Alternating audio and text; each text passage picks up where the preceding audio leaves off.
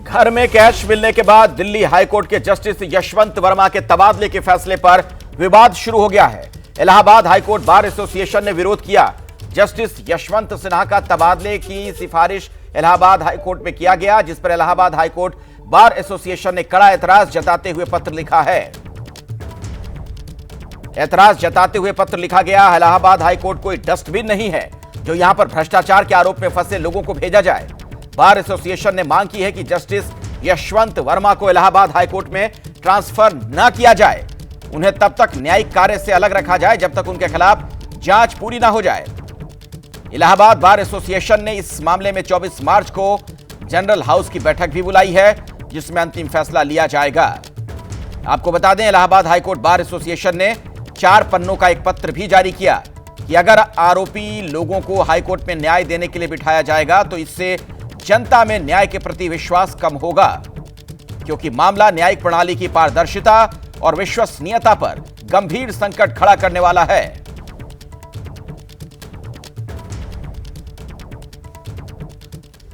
Allahabad high court bar association के अध्यक्ष अनिल तिवारी ने दावा किया कि अगर जस्टिस यशवंत वर्मा की इलाहाबाद हाईकोर्ट में वापसी होती है तो वकील उन्हें स्वीकार नहीं करेंगे। अगर पब्लिक का विश्वास न्यायपालिका से हटेगा तो क्या होगा, ये खुद आप अंदाज लगा लीजिए। पूरा देश कोलैप्स करके नीचे चला जाएगा। एक सामान्य कर्मचारी के घर पे 15 लाख रुपया मिलता है तो उसको जेल भेजते हैं। एक जज के घर पे 15 करोड़ रुपया कैश मिल रहा है, उसको घर वापसी का इनाम दिया जा रहा है। क्या हाईकोर्ट, इलाहाबाद हाईकोर्ट क्या डस्टबिन है, कचरा बिन है? करप्शन के खिलाफ हाईकोर्ट बार बिल्कुल स्ट्रांग फुटिंग पे खड़ा है। हम उसका स्वागत यहां नहीं होने देंगे। उनका ज्वाइनिंग अगर होती है, we will sine die the high court, lawyers will abstain from work.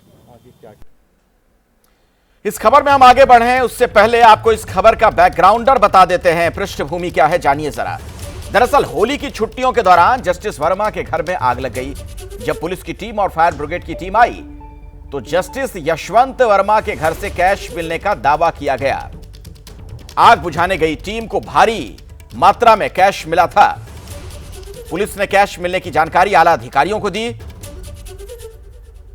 CJI Sanjeev Khanna ने मामले को संज्ञान में लिया था।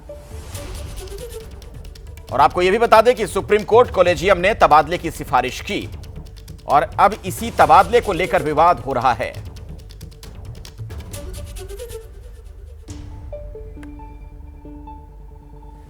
इसी खबर पर बातचीत करने के लिए हमारे साथ हमारे कई सहयोगी जुड़ रहे हैं। सीधे उन्हीं के पास मैं आपको लिए चलता हूं। दिल्ली से सुशील पांडे हमारे साथ जुड़ रहे हैं, निपुण सहगल भी हमारे साथ होंगे।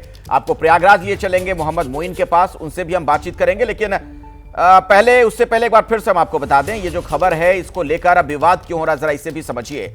जो उनका तबादला किया गया है जस्टिस वर्मा का, उसको लेकर सवाल खड़े किए जा रहे हैं बार एसोसिएशन की तरफ से। और यहां तक कि तल्ख लहजे में यह कह दिया गया वहां के अध्यक्ष की तरफ से, बार एसोसिएशन के अध्यक्ष की तरफ से, कि क्या ये एक डस्टबिन है जो उन्हें यहां पर भेजा गया है जब तक वो आरोप मुक्त नहीं होते हैं। आखिर इस तबादले का मतलब क्या है? सूत्रों के हवाले से एक और बड़ी खबर आ रही है, जस्टिस यशवंत वर्मा से ही जुड़ी हुई है। सुप्रीम कोर्ट ने दिल्ली हाईकोर्ट के चीफ जस्टिस से रिपोर्ट मांगी है। सुप्रीम कोर्ट ने यह रिपोर्ट जस्टिस यशवंत वर्मा के मामले में मांगी है। सुप्रीम कोर्ट ने जस्टिस यशवंत वर्मा से जुड़ी रिपोर्ट मांगी है। अभी का एक बड़ा अपडेट आपको दे दें। इसी खबर पर कुछ और जानकारी देंगे आपको मेरे सहयोगी सुशील जी, बताएं। जी देखिए अखिलेश, जो हमें सूत्रों से जानकारी मिली है उस जानकारी के मुताबिक सुप्रीम कोर्ट ने यशवंत वर्मा के खिलाफ इन हाउस जो कार्रवाई होती है वो प्रक्रिया फिलहाल शुरू कर दी है। और उसी प्रक्रिया में एक चरण आगे बढ़ते हुए ये जो पहले कार्रवाई होती है जिसमें रिपोर्ट तलब की जाती है वो फिलहाल दिल्ली हाईकोर्ट के चीफ जस्टिस डीके उपाध्याय से फिलहाल मांगी गई है सुप्रीम कोर्ट के द्वारा। अब इस पूरे मामले को लेकर दिल्ली हाईकोर्ट के चीफ जस्टिस जांच करेंगे और अपनी एक डिटेल रिपोर्ट सुप्रीम कोर्ट के जो चीफ जस्टिस हैं संजीव खन्ना उनको सौंपेंगे। जानकारी ये भी मिल रही है कि आज यशवंत वर्मा की जो कोर्ट थी वो नहीं बैठी, क्योंकि यशवंत वर्मा के जो स्टाफ थे उन्होंने कहा कि वो छुट्टी पर हैं। चूंकि अब इस मामले में विवाद उठना शुरू हो गया है दिल्ली हाई कोर्ट के कई फॉर्मर जजेस हैं, उन्होंने भी ये सवाल उठाना शुरू कर दिया है कि अगर करप्शन की दिशा में इस प्रकार की चीज़ें मिल रही हैं तो सुप्रीम कोर्ट को इस दिशा में एक बड़े कदम को उठाने की आवश्यकता है, FIR दर्ज करने की आवश्यकता है, क्योंकि अगर करप्शन के चार्जेस हैं इस मामले में जो भी फिलहाल आरोप के माध्यम से कहे जा रहे हैं, तो ये बहुत ही गंभीर मामला है न्यायपालिका के लिए। और ये भी जानकारी मिल रही है कि आज इस पूरे मामले को लेकर दिल्ली हाई कोर्ट के चीफ जस्टिस से दिल्ली हाई कोर्ट के वरिष्ठ वकीलों ने चर्चा भी की और उनके सामने ये मेंशन किया गया कि अगर यशवंत वर्मा के खिलाफ इस मामले में कार्रवाई की जा रही है तो आपकी तरफ से क्या कुछ कदम उठाए जा रहे हैं। हालांकि दिल्ली हाई कोर्ट के चीफ जस्टिस ने उन्हें आश्वासन दिया कि उन्हें इस पूरे मामले की जानकारी है और जल्द ही इस पूरे मामले में लोगों के सामने तमाम जो तथ्य हैं वो रखे जाएंगे। अखिलेश, ठीक है, निपुण सहगल भी हमारे साथ जुड़े हुए हैं। निपुण, जरा ये बताइए कि ये फैसला कैसे लिया गया, तबादले का फैसला, क्योंकि एक जानकारी ये भी निकल कर आ रही थी, आप उसकी पुष्टि करिएगा उस बारे में और डिटेल में जानकारी दीजिएगा कि उनको इस्तीफे के लिए भी कहा गया था शायद, लेकिन जस्टिस वर्मा ने इससे इनकार कर दिया।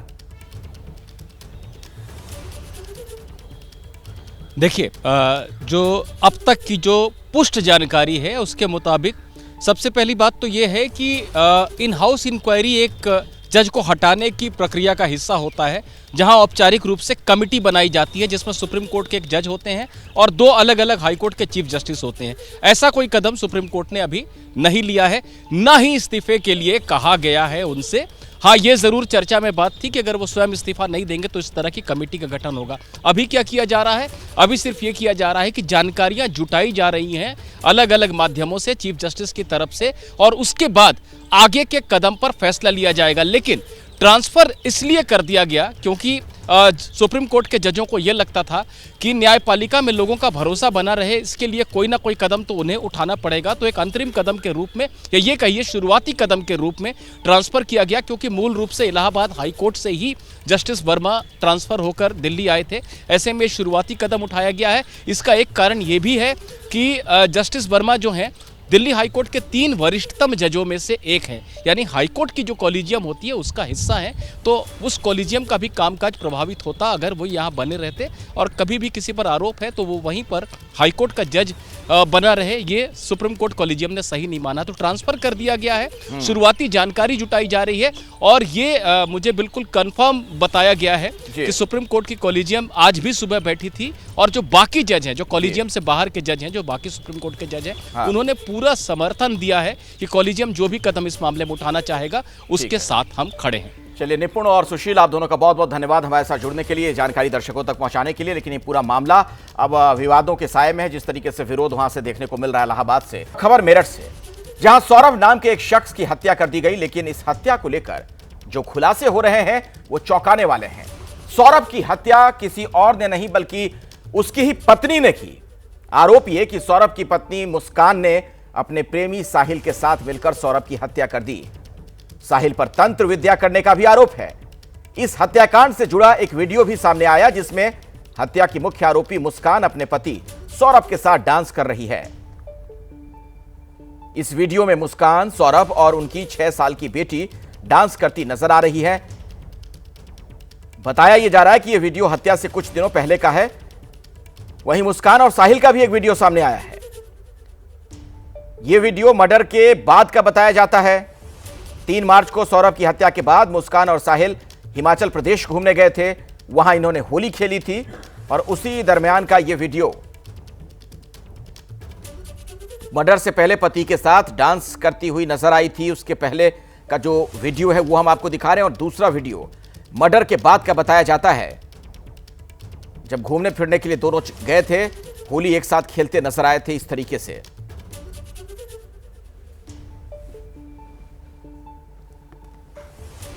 मेरठ के सौरभ हत्याकांड में एक और सनसनीखेज खुलासा हुआ।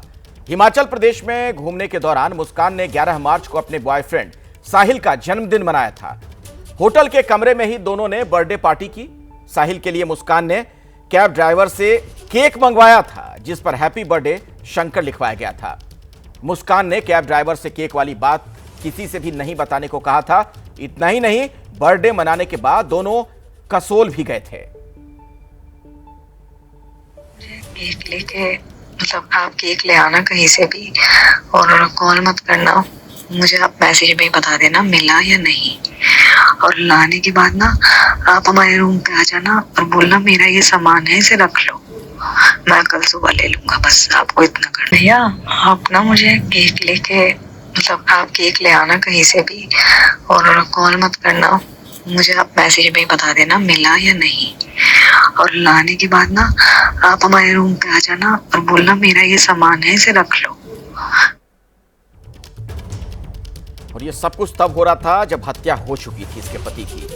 मुस्कान ने सौरभ के कत्ल के लिए 2 बड़े चाकू भी खरीदे थे। जिस चाकू से सौरभ का कत्ल किया गया वो मेरठ की शारदा रोड की एक दुकान से खरीदा गया था। पुलिस उस दुकान पर भी पहुंची जहां से मुस्कान ने फल काटने वाले 2 बड़े चाकू खरीदे थे और उनमें से एक चाकू ही सौरभ के दिल में उतार दिया। पुलिस ने दुकानदार से सीसीटीवी फुटेज मांगे, लेकिन 15 दिनों पुराना मामला होने पर वो फुटेज नहीं मिल सका। पहले आपको ये दिखा देता हूं कि देखिए इसी दुकान से, मेरठ के ब्रह्मपुर इलाके में शारदा रोड पड़ता है, और इसी दुकान से मुस्कान आई थी और मुस्कान ने पहले ये चाकू देखने का काम किया, फिर ये चाकू देखा, फिर ये चाकू देखा और ये चाकू देखा। उसको समझ में नहीं आया क्योंकि उसके मन में कुछ और ही चल रहा था, और आखिर में मुस्कान ने ये चाकू खरीदा था। और इसी तरीके के चाकू से जो सौरभ है उसकी बेरहमी से हत्या की गई। जो दुकानदार हैं उनसे बात कर लेता हूँ। वैसे अब एक चीज़ जानना चाहूँगा, एक महिला है जो मुस्कान है, वो जो चाकू खरीद के ले गई थी, कौन कौन से चाकू पहले और भी देखे थे क्या? बहुत सारे इस तरह के चाकू, कोई भी ग्राहक आता है तो इस तरह के चाकू दिखाते हैं हम। अच्छा, इसमें से फ्रूट नाइफ ही है, सब वेजिटेबल फ्रूट नाइफ है ये। हाँ, ये नाइफ आती है आपकी स्मॉल है, ये उससे बड़ी है, ये उससे बड़ा है, ये उससे बड़ा है। ये चॉपिंग बोर्ड पर चलता है नाइफ जो मेन होता है। अच्छा, ये फ्रूट नाइफ के नाम से आता है, इस तरह की पैकिंग होती है इसकी। अच्छा अच्छा अच्छा। जब पुलिस की टीम आई थी, पुलिस ने क्या कहा आपसे? चाकू देखने के लिए कहा उन्होंने कि चाकू दिखाइए जो जो बेचते हैं आप। हमने चाकू दिखा दी उनको, तो उन्होंने इस तरह का चाकू का फोटो लिया था हमसे। अच्छा, कौन सा वाला एक बार उठा के दिखा दीजिए। इस तरह के चाकू ये अच्छा वाले। अच्छा, ये वाले चाकू जी। इस चाकू का फोटो मतलब खींच के ले गए थे पुलिस जी। वाले। तो क्या मुस्कान का कुछ ध्यान है, कब आई थी, क्या कुछ ऐसा नहीं है, जैसा कि वारदात अखबार में हम देख रहे हैं 2-3 दिन से, 20-1 दिन हो गए हुए। हाँ। तो उससे के आसपास या उससे पहले ही खरीदा होगा। तो ग्राहक 2-3 मिनट में चाकू खरीद कर ले जाता है, छोटी सी आइटम है। तो ऐसा पक्का याद तो नहीं है वो कब लेकर गई है। लेकिन हाँ, इस तरह के चाकू दिए जरूर थे। हाँ, ये बिकते हैं, रोज बिकते हैं इस तरह के आइटम। तो ये वाला चाकू है जो पुलिस वाले फोटो खींच के ले गए। हाँ जी। अच्छा, और कुछ सीसीटीवी फुटेज वगैरह भी मांगी? फुटेज तो मगर नहीं आ रही उस टाइम वो, क्योंकि अभी 13-14 दिन की फुटेज होती है एक बार रिकॉर्डिंग में, और अखबार के हिसाब से इस टाइम 17-18 दिन हो गए हैं। अच्छा, तो 15 दिन में आपकी जो फुटेज है वो हो जाती है? हाँ, वो रिपीट कर देती है रिकॉर्डिंग। एक टीवी की मेमोरी है उसकी, तो अभी 14 दिन की है पिछले, तो उसमें वो 4 तारीख का तो नहीं है। तो इसी दुकान से 2 खरीदे गए थे चाकू। मेरठ के सौरभ हत्याकांड में सौरभ के परिवार वालों ने बड़ा खुलासा किया। परिवार वालों का दावा है कि सौरभ की हत्या में मुस्कान के मां बाप भी शामिल थे। हत्या के दिन से ही मुस्कान के मां बाप को सौरभ की हत्या के बारे में थी जानकारी। हम इस वक्त सौरभ के घर पर हैं, जिसकी एक सनसनीखेज हत्या हुई है। उनके घर पे बात करते हैं उनके परिजनों से। संजय जी, क्या लगता है आपको, किन बिंदुओं को अभी तक पुलिस ने छोड़ रखा है? कैसे लगता है कि उन दोनों के अलावा, मुस्कान और साहिर के अलावा भी और भी इसमें शामिल हैं? पुलिस ने उसके माँ बाप को छोड़ रखा है, और हमारे अकॉर्डिंगली हमारी जो सोच कहती है, इनके माँ बाप का पूरा इन्वॉल्वमेंट है इसकी हत्या में भी, इसकी लाश को डिस्पोज करने की कोशिश में, हर चीज़ में इनके माँ बाप का पूरा हाथ है।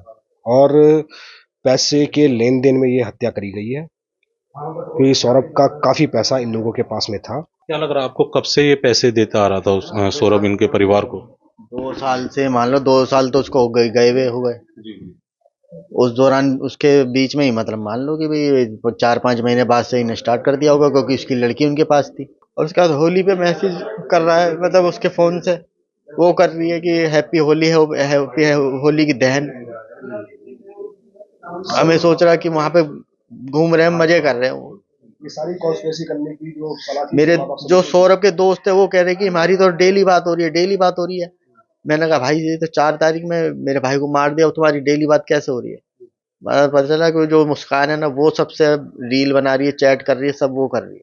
एक बात ये भी सामने आ रही है कि शायद उसकी जो बेटी थी सौरभ की, कि उसने शायद इस तरह की बात कही थी कि हत्या की आशंका जताई। नहीं, ये तो मैंने जो वीडियो चल रही है मैंने उसमें ही देखा था। उसमें ही देखा है, और मेरे को इस बारे में कोई पता नहीं। और कौन कौन बिंदु हैं जिस पे जांच होनी चाहिए, क्योंकि सीसीटीवी की भी आप बात कर रहे हैं, पैसों के लेन देन की भी आप बात कर रहे हैं। मैंने पूरा परिवार बोला है कि इनका पूरा परिवार इन्वॉल्व है। अगर परिवार पूरा इन्वॉल्व नहीं होता। जिस तरह की जानकारियां सामने आ रही हैं, सोचिए जरा इस महिला की फितरत के बारे में।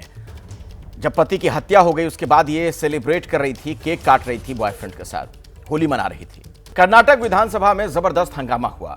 मार्शल ने बीजेपी विधायकों को बाहर निकाला। दरअसल सरकारी ठेके में 4% आरक्षण पर विरोध हो रहा है और ऐसे में देखिए मार्शल ने कैसे विरोध करने वाले इन विधायकों को बाहर निकाला है। तो 4% आरक्षण वाला कोटा जिसका भारी विरोध हो रहा है, इसको लेकर विवाद भी है और कुछ इस तरीके से मार्शल को लोगों को निकालना पड़ा, विधायकों को। ये बीजेपी के विधायक हैं।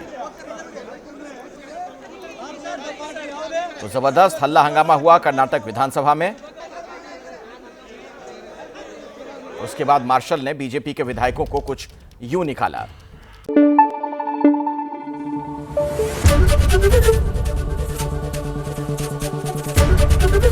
एबीपी न्यूज आपको रखे आगे।